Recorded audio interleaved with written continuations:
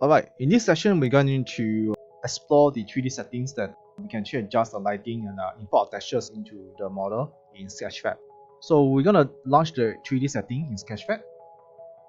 Just a note, you probably want to use the more later version, Google Chrome or Microsoft Edge or maybe Firefox to run your Sketchfab website, because probably the old Internet Explorer will not work more properly. So once now I've actually launched the 3D setting, and this is where we can actually play around and adjust things that we want to showcase in our final file. So there are many things here. Probably will just show one by one to you guys, and you can see what's going on. First one is the scene. Okay, the scene here is where you have the all the models and stuff, right? You can see here, this one probably not a lot of function, except that you can actually rotate the scene if you like, and you can actually use advanced rotation to kind of like rotate yourself if you want. But probably don't want to do anything on that. You can actually reset the rotation. Let's say, okay, so let's try it out, and you can reset them afterwards to back to 0. And you also have the type of renderer. We have the PBR and also the matte cap. So matte cap is something a very default material setting that we have in most game engine, and probably is the one most you see this when you go to ZBrush. ZBrush has this a lot, matte cap. So but what we're looking for is PBR, because matte cap doesn't allow lighting. So we want to have lighting, so we use PBR. Okay, so once with the PBR, we have the shading here. We have the either lit or shadeless. Okay, shadeless means nothing is shown. That's why you have something like that. So you probably want to choose the right one. And you also can choose the camera angle. For example, here this camera angle looks like 45 degrees. If you go and adjust it, you can actually get an orthographic view, which is actually not a good idea, because in terms of, let's say, showcasing your entire scene, this is not something that you want to show, and you definitely do not want to have an extreme view like this. Is pretty weird to adjust to see kind of the direction. And most isometric games is 45 degrees if you want to check. So 45 degrees feels nice, and when you can rotate around, it's just pretty much okay. Of course, you can use the advanced camera setting. You can choose this one, the near clipping distance. So you can check, let's say, clipping distance, which affect how it appears. Later on, you can check set low value when object close to camera are clipped. So meaning that if you are to go near, probably if this is higher value, the stuff will be clipped. Let's say if I want to 0.1. So or maybe it can, that's the maximum it can go. So but in Maya, this thing actually will affect when it goes too near, right?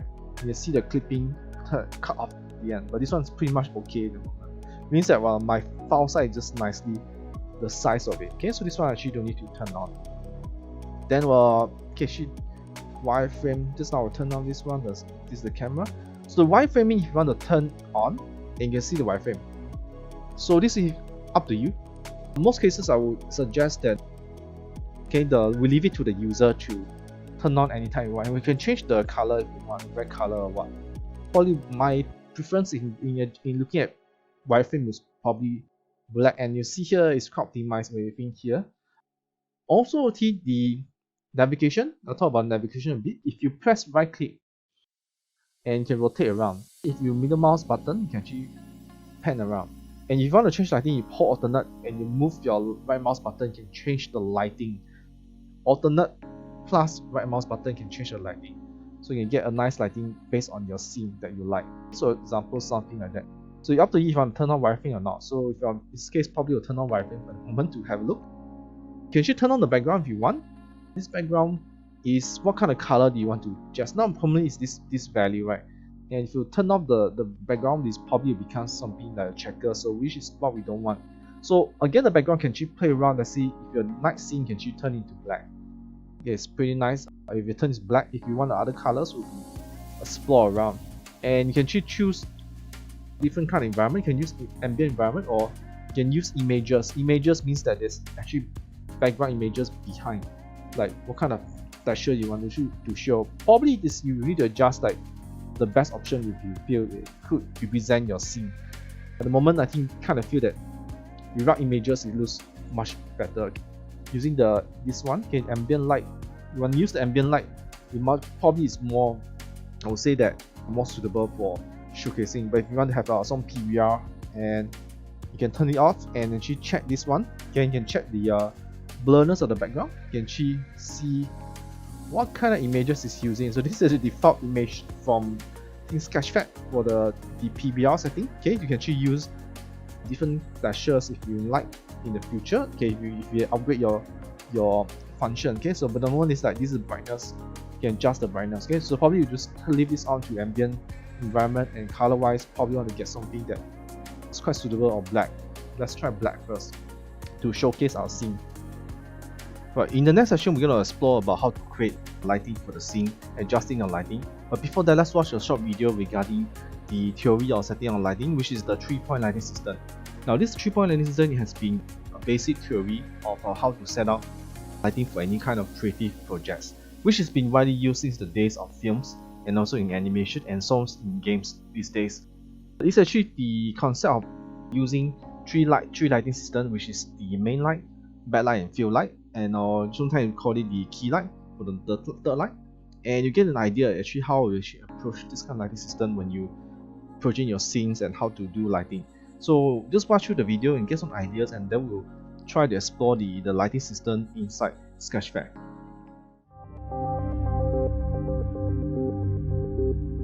In this lesson of Frameforest Film School, we're going to show you how to use 3 simple lights to do a 3-point lighting setup.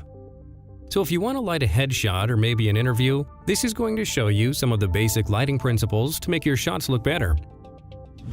In 3-point lighting, there are 3 lights: a key light, a fill light, and a backlight. In this video, we will also show you some tips on adding more life to the background. Well, let's get started. Here we have our talent in front of a black background in the studio. We are going to start off by turning off our lights in the ceiling. Then we're going to turn on our first light, the key light. The key light is a 650-watt tungsten lamp with a diffusion gel to make the light softer. The key light is the strongest light in the setup and is our main light source. The key light is placed at the side of the camera in a 20 to 45 degree angle. The second light is our fill light. The fill light fills in darkness and shadows on the opposite side of the key light and gives much more even lighting. The fill light is normally only up to 50% as powerful as the key light. You can achieve this by using a less powerful light, move the light further away from the subject, or adding more diffusion gels to it. Here we turn our fill light on and off to demonstrate the effect.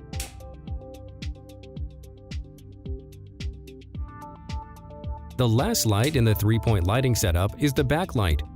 The backlight is placed behind the talent and creates a kind of halo effect around the edges of the subject. The backlight is separating our talent from the background and is highlighting the contours. Here we turn our backlight on and off to demonstrate the effect. So this is the 3 basic steps in creating 3-point lighting. But in addition to the 3 lights to light your subject, you can also light up the background to it to make the picture even better. So what we're going to do here is add a bright 2 kilowatt tungsten lamp with a colored gel on it to make a splash of color on our black background. So here you can see now we added a little bit of blue color behind her. By using the barn doors on the lamp, we can kind of shape it into a shaft of light, which is a cool effect. Changing the color and shape of the background light, you can create different moods for your scenes. And here we turn our background light on and off to show the improvement to the shot. Let's take a look at some before and after shots. So this was our talent with just a natural room light from the ceiling. And this is after.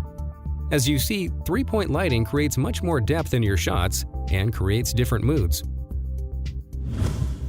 I hope you found this video helpful, and thanks for watching. Also check out our other film school videos, as well as our free stock footage collection and blog here at frameforest.com. Okay, so that's it. Stay tuned for more. Goodbye.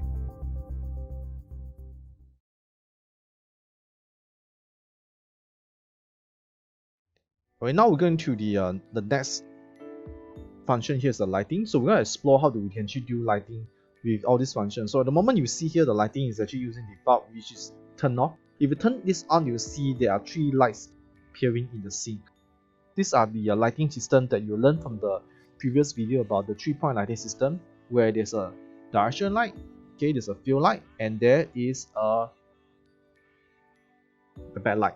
So most of the time, these are the 3 lights that actually lead out the scene. And sometimes in cases like in the environment, right, these rules might be altered a bit, okay, where we actually have the key light and maybe the backlight, and maybe just key light or just the fill light, okay, depending on what kind of mood you want to achieve. So example here, you can try the, let's say, the built-in preset here.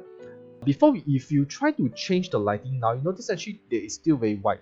Now, no matter how much you try to change the different lighting, it's because the lighting below here, the environment is still affected by the PBR lighting, which is from the background. Okay, so what we can do is we can go down here and just turn off the brightness to 0. When we go ahead and set out the light, now we actually can see the lighting already. We can choose let's say low key light, and this is what we get.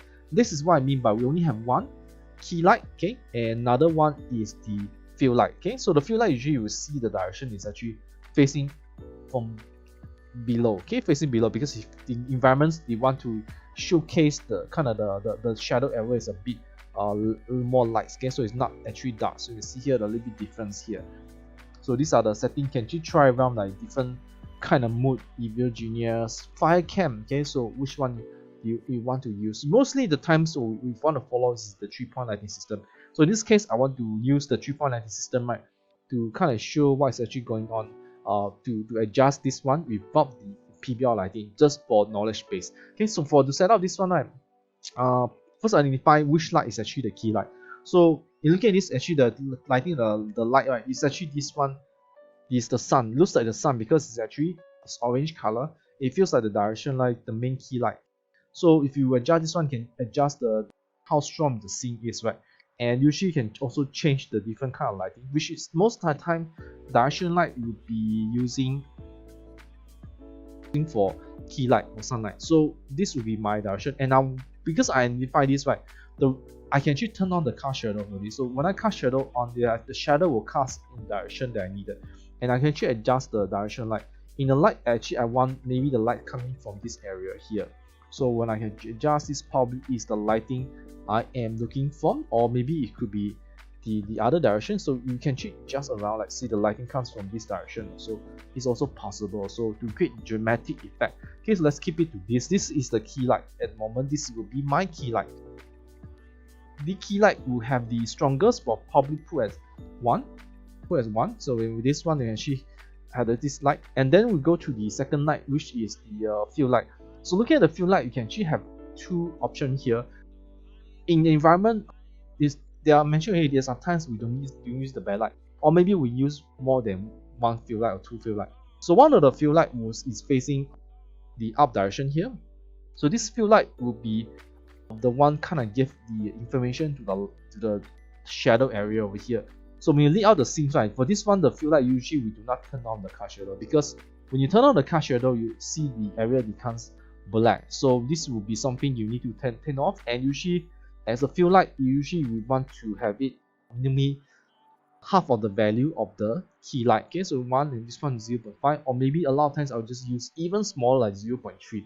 So just to give kind of information, just to lay out the shadow. You see here now, when I kind of put it down a bit, it's actually opposite direction of the main light. Okay, the key light here is one direction here, the fill light will be this direction. So this is how I set up. And when I have this one, I can choose to use the third lighting. So this lighting is the third lighting, is actually facing up. If I were to show this one, and you see that if I turn on and off, there's actually much different, because the lighting actually affected is the lighting from below, which we call indirect lighting. So these are the bounce light. So a lot of times the bounce light is very useful, but at the same time we do not want it too much. So usually it's just very minimal, and we can keep it to something that minimal that doesn't affect much. You can actually choose again the direction of it. Direction that for direction light, you actually choose to rotate, okay, to get the lighting you like. For this one, if let's say the second light here, this light, if I want to decide I don't want to use direction, I can use a point light instead, and then I will use a point light. Then this becomes kind of like ambient light. So we can actually play around with different light. Let's say the direction light I'll actually turn off, and then this one light also turn off. If I were to just keep this lighting, right, then this lighting will be kind of like ambient light to the whole scene. Like I can actually do this as an interior. For this one, I will actually touch more on the future lesson and how to set up lighting in the future class, because it's actually a very deep knowledge when you want to do lighting. Well, this is actually just an exercise to get you understand the lighting, how it works. Well, affecting the PBR lighting. Okay, so we can actually try around. So this is this point light, and if you try with the spotlight, right, spotlight would be directional, which actually create something like this. Okay, if you want to have this kind of feel, you can actually create this kind of room effect. So let's say if you want to have dramatic effect to the scene, right, you can actually do this function. Then when you turn off the other two direction, you can actually just kind of adjust a bit to get a little, let's say, an idea of how the scene looks like. So it depends on how you control your lighting.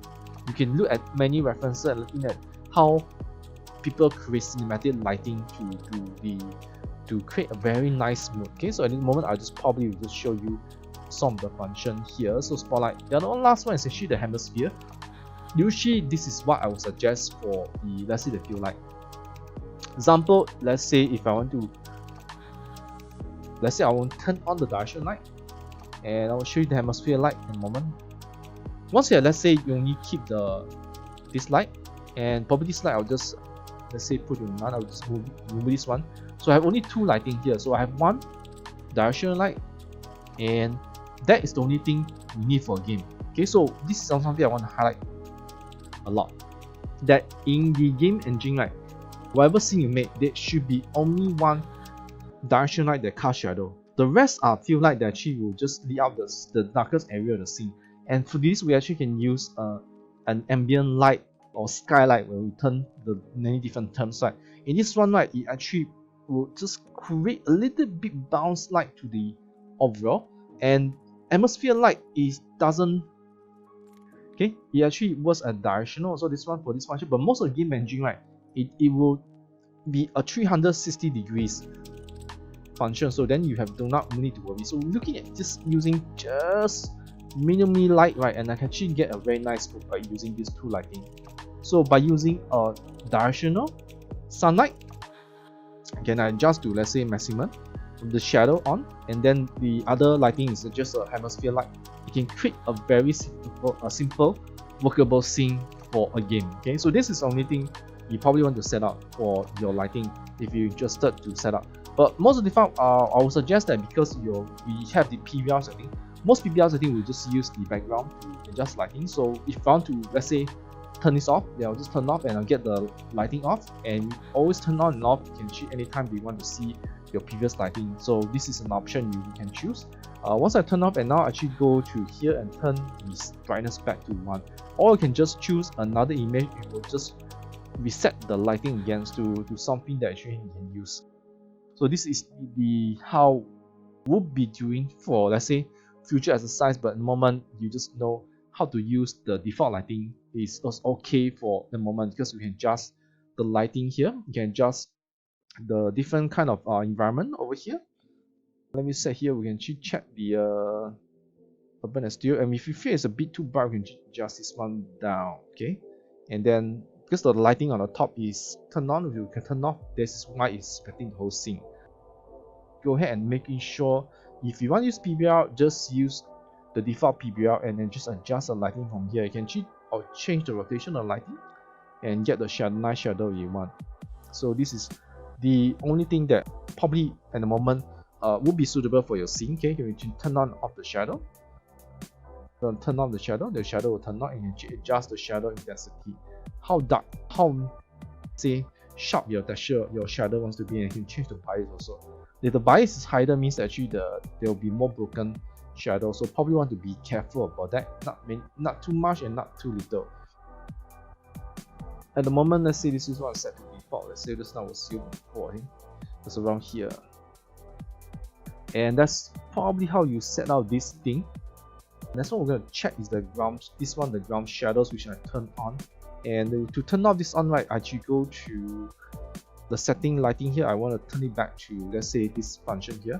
And then when I adjust back the shadow catcher here, the ground shadow, this is actually the shadows on the ground here outside of the environment. So this is where there's a plane. Okay, when you look at the plane, you can actually adjust something like that. You can see the shadows floating. So this sometimes is actually very good to use this one to showcase concept also.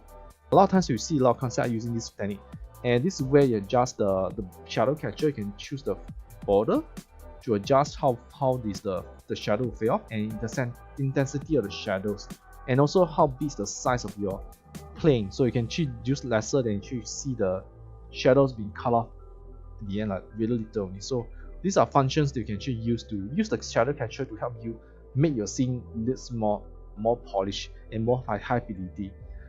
And another option is the Bay AO. Okay, the Bay AO is actually we have tried before the lesson baking our ambient occlusion. This one is baking the ambient occlusion on the background itself. Okay, so this one, if you want the height, is actually if it's more than 0, then you will see here is quick rendering.